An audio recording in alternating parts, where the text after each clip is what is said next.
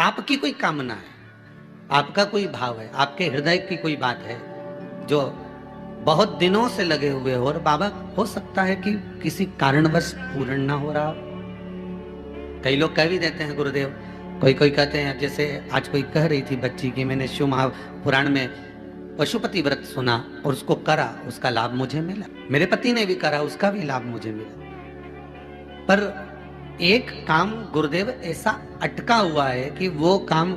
हम करना चाह रहे हैं, व्रत भी कर लिया, अनुष्ठान भी कर लिया, पर फिर भी वो व्रत के कारणवश भी वो कार्य नहीं हो रहा। तो समझना कि कोई कार्य बड़ा भारी होगा और बाबा उसको कर नहीं रहा है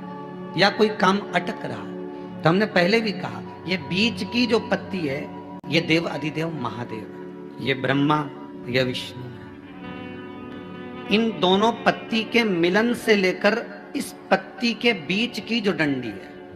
ये नीचे की डंडी का वर्णन नहीं कर रहे हैं, इन दोनों पत्तियों के बीच में जो डंडी है बची हुई, जो तीनों के बीच में एक डंडी का जो भाव है, ये माता जगतजननी जगदम्बा माता पार्वती है।